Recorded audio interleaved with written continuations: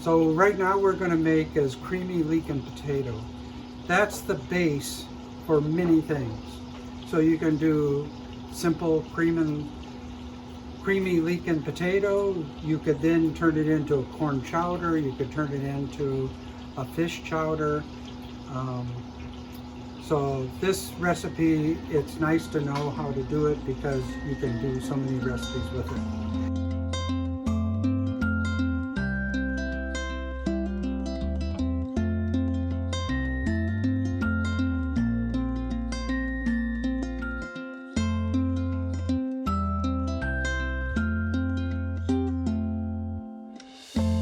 So we're going to start with onions. We have 3 nice sized onions. Of course, this is a big pot. A leek, potatoes, garlic, spices, parsley, carrots. And those are what's going to go into the sauce. So I'm going to grab a bowl to put my scrapings in.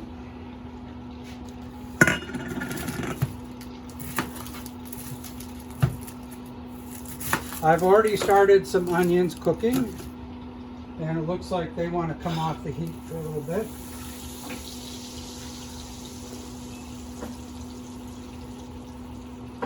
So I'll peel these onions, the garlic. I won't peel I'll peel the potatoes too, and then show you how to clean leeks. Now the thing that makes creamy soups tasty is in its name. It's cream. Cream, butter, cream, milk. Without those things, it doesn't taste creamy. You can make a thick soup without those things. You can make a thickened potato soup with potato flour. You can do all kinds of things, but to make a creamy leek and potato soup, please use butter and cream. Some cream, although you don't have to. I typically don't like using skim milk for these things. It works, and if you're feeding a lot of people, they won't notice. But if you're feeding me, I will notice. So we've got 3 onions that we'll chop up and put into our pan of hot butter. Now you can start this dish with olive oil. We're going to put a little bit more butter in it. You can also do it with butter. So like you could save some costs by doing olive oil and butter, or just use basically a pound of butter for this dish if you are making it this big.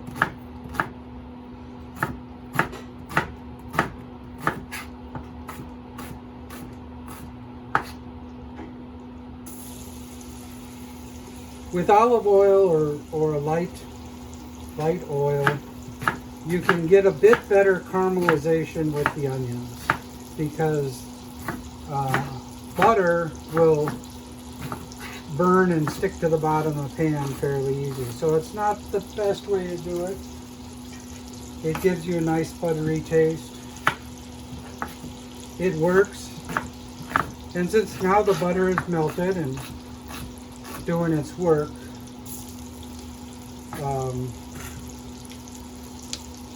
you can turn down the heat and just let it simmer cook for a little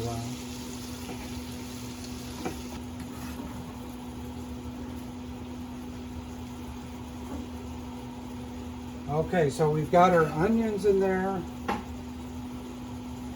and we'll put some salt in.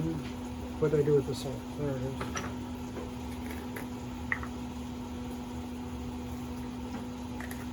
Leeks, root end, top, anything that is clean is edible. A lot of people will only use this part, but then you lose all this. So take off the root end, so you can see the hard part of the root there. That's not so edible. Take off a little bit of the top, like that. And then what I do is split it down the middle. You'll have to trim it.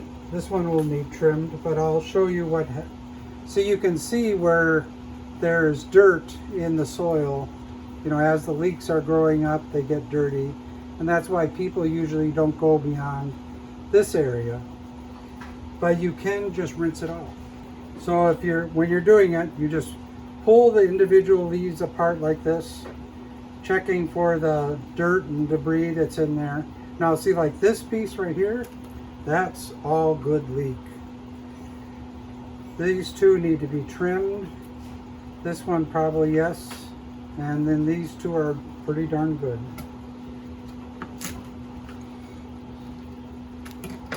On this one, you have these two that aren't in too good a shape, so take those away.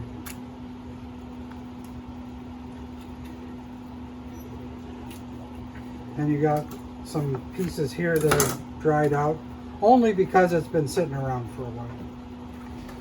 Okay. You'll get some more of that root end. You want to find it and discard that. I usually start from the top, and I'm right-handed, so.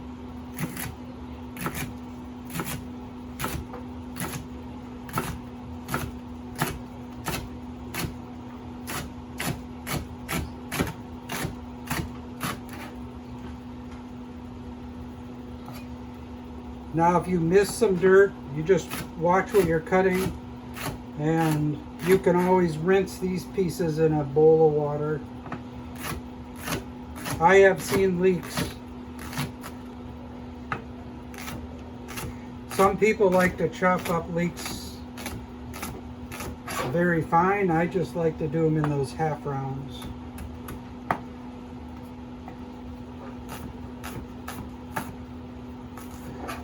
Let's see how we're down. We're down to the hard part now.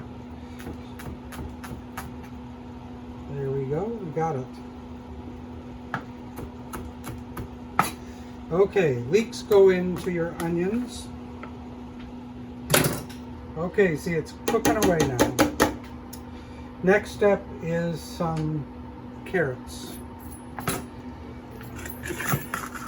And we'll do some garlic too. So peel your carrots. I remember years and years ago, we were not so much peeling carrots. If a carrot was this clean, we'd scrub it and then cut it up and put it in the soup.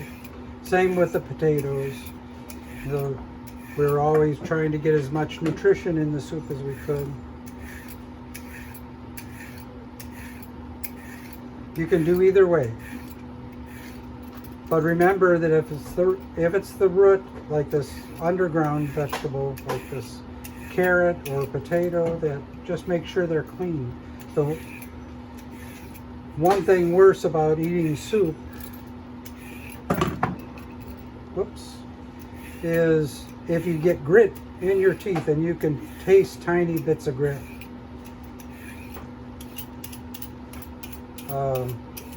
It sets you off. It say, oh, I don't know if I want to eat that anymore. So what's the difference? If you take away a little nutrition and make sure there's no grit, can't be terrible. Okay, we have carrots. We're going to chop these up. I like to chop up what I can that's small to begin with, and then quarter them and chop them up some more.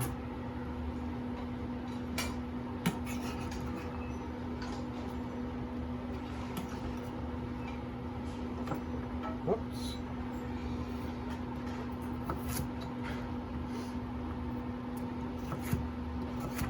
So I quartered that carrot, got nice little bite-sized pieces out of it.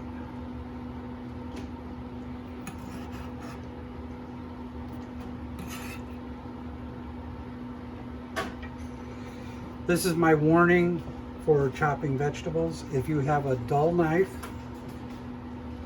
and you put it on a carrot like this, if it's dull, it'll slap the carrot over and you can easily cut yourself. Not a very good thing. So always, well, learn how to sharpen your knives. and keep them sharp. Now this one needs to be sharpened. I can tell by the way it's cutting through the carrot, but I can manage.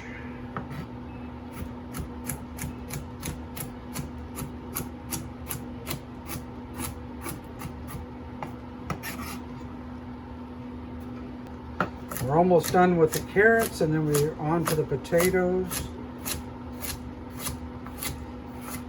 We'll need to stir the vegetables again.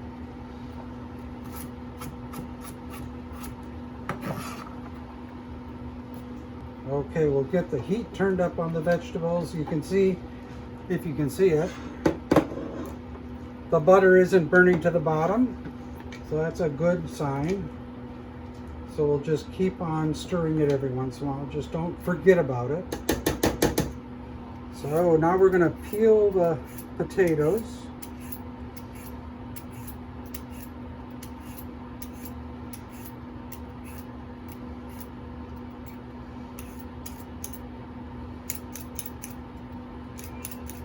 Like I said, you don't have to peel potatoes. You can cut them up into chunks with their skins on.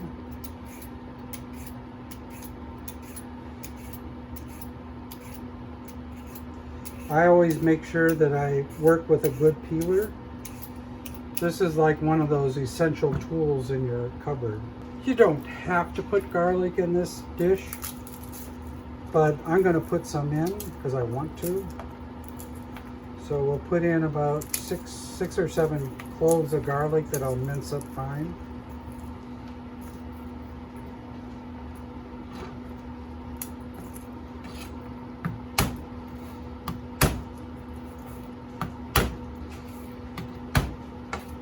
I remember when I was a kid, when I was in my 20s, I would go to the store to buy garlic. And I'd get them in these little boxes. And that garlic was horrid. I think they still sell them in the store. I don't know why. The cloves are small. There's this box that doesn't need to be there. I mean, garlic has a natural covering. You can just buy it like that. It's one reason why I liked shopping at the co-ops. I started in about 1970, shopping in the first co-ops in Minneapolis. And I would find things like garlic and peanut butter that didn't have sugar in it, flour that wasn't self-rising. I could buy as little or as much as I wanted. It was great.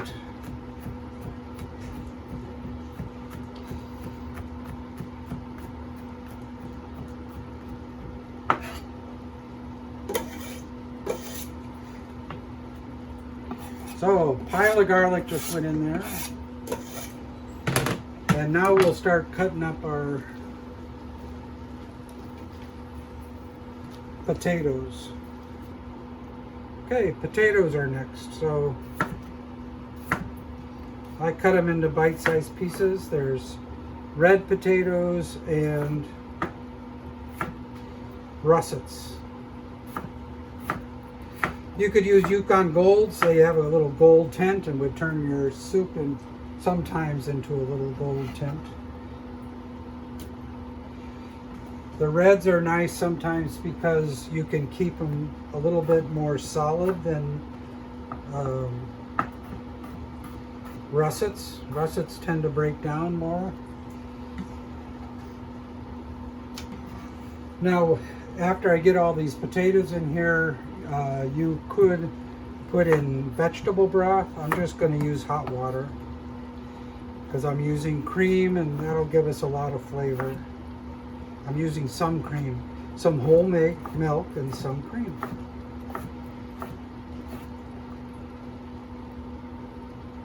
So I got a bunch of parsley.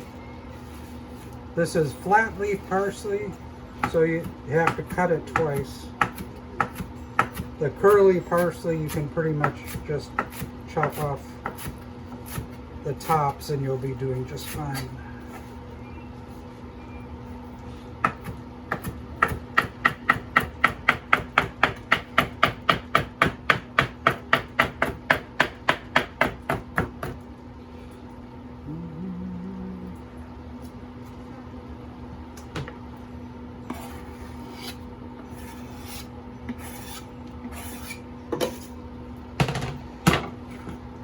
Okay, so we got our potatoes, we got our onions, we got a nice hot thing going here.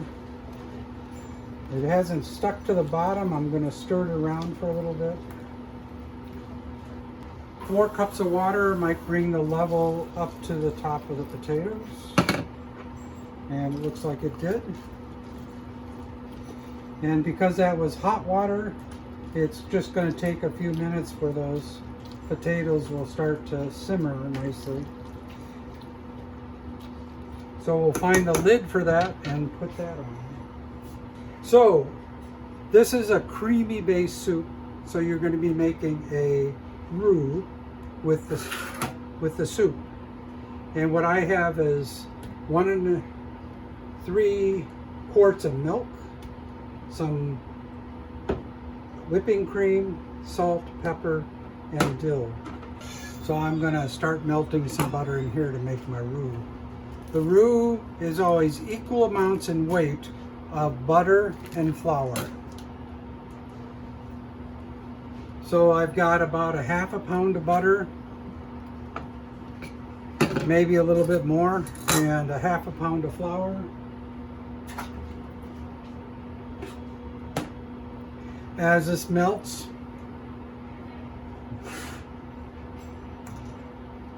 and we make our roux, we'll be adding in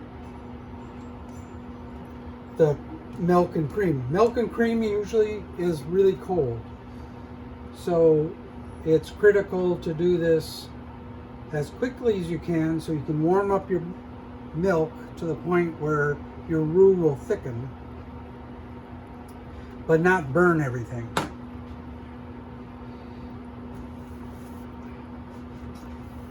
In this case, what we're going to do is we're going to have our butter melted. We're going to mix in our flour with it, and then we'll add the milk, and then we'll keep on stirring it until it thickens up. And then by that time, most likely the soup will be ready for the roux mixture, the roux and milk mixture. When most of our butter is in here, I got my whisk, and I'm breaking up that last bit of butter and stirring it around. That helps melt the butter. You want most of it melted.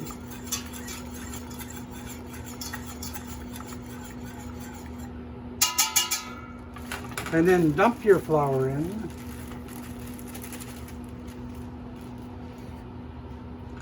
And mix that up.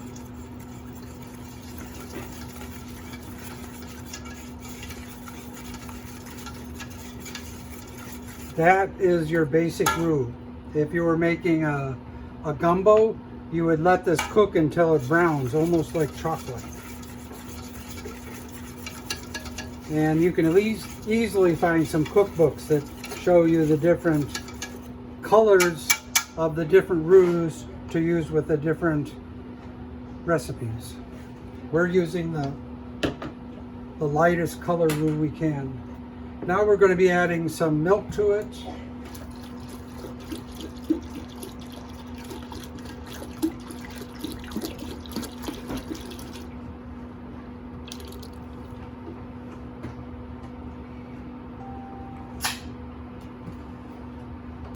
That milk was cold, so it'll take a while for this to thicken up. Because your roux, which is flour and butter, will not thicken a sauce until the liquid reaches 165.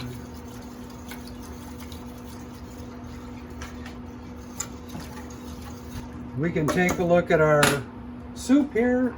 We're getting kind of a nice cook on it. You can see it boiling a little bit. Now what I'll do at this point is take out a potato, and I'm going to see how well that potato is cooked just by using my knife, a handy 8-inch chef's knife, and press on it lightly. And you can see where that's already broken. So that means that our potatoes are in the stage of being able to break down fairly quickly now. We'll take another one out and you can see how that works again. Potato on the counter, taking your chef knife with a little bit of pressure, push down. Now that was a red potato, and you can see where it barely broke.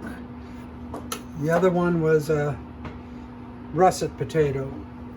So this is going to take a little while longer. Red potatoes generally take a while longer to cook down than russets. Now we've already added a half gallon of milk to this.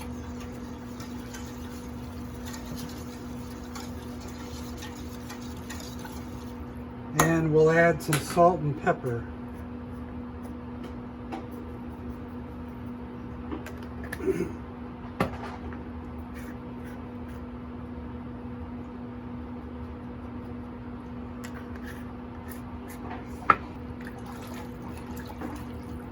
The roux mixture with the milk is thickening up. I'm pulling off thickened pieces off the bottom so that they don't burn.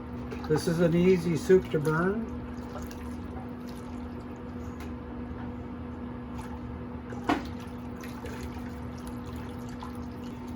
So this mixture is nice and hot, so I think what we're going to do is add in the rest of our milk product. So we have some whipping cream because I like cream.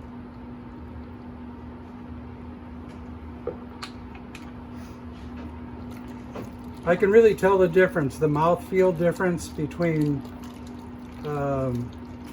creamy soups that are made with half and half and creamy soups that are made with like a whipped cream as part of it. And I find that at least a quarter or less of the milk should be cream, and it'll have that nice creamy flavor. So we've got our cream in there. Now we're going to put a half gallon of milk in.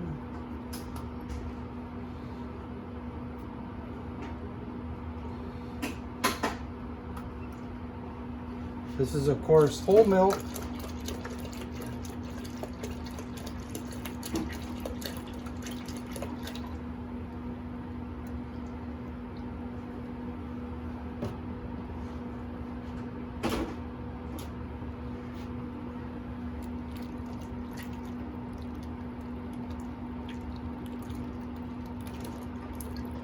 Now we'll let that come up to almost a simmer. By that time, our roux with milk should have thickened nicely.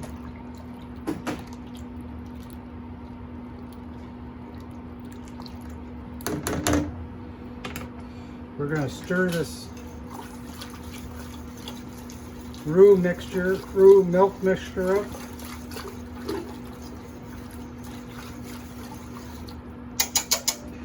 Now, although you don't need it, if you have a thermometer, it makes things a lot easier at this point because you'll say, oh, I'm not sure what that temperature is. You can stick your thermometer in it and say, oh, it's 139, which that says it is. And we know we need to get up to 165 for this to all be working nicely. So a thermometer makes things go quicker. It helps you not burn stuff because you know what the temperature is and you're just not waiting around to find out. So as soon as the temperature on the soup is around the same temperature, we'll put this in.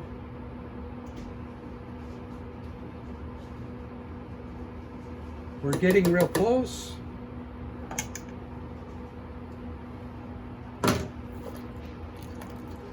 So now we're going to start adding our roux. And I always like to add one liquid to another or taking out a liquid where I'm looking at the pan. Or if I have it the other way like this, I'm not looking at the inside of the pan. I know that some people think, well, it could pop up into your eyes. Well, my experience has been if I do it the other way, I get more splatter. And then soup can splatter in the oddest spots. So if I'm looking at it, I know what it's doing. I'm not adding it too quickly. But do what you ever feel is safe. The other way of doing this is to scoop it out slowly with a ladle a measuring cup or anything else. Whatever works for you to be safe is fine. Looks to me as it could use some more pepper and it could use some dill. I like to see a few peppercorn flakes in there. So pepper.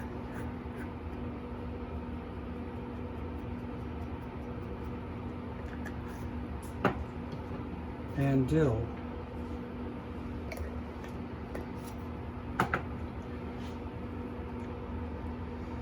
Dill always makes a soup taste more springy to me.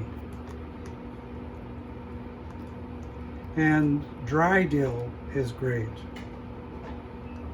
Okay, once this soup reaches its top temperature, close to boiling, I would say it's probably done. We're going to test how thick it is. You can have a thin soup or you can have a thick soup. It all depends on what you want. I like a thick soup because I don't like dribbling down my front. Some of you may like that.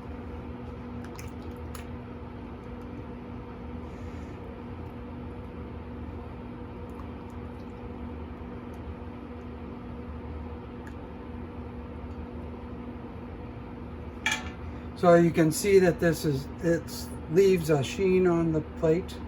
That's getting pretty nice. I think it'll thicken up a little bit more as those potatoes cook a little bit more. To me, I'd say that's kind of done.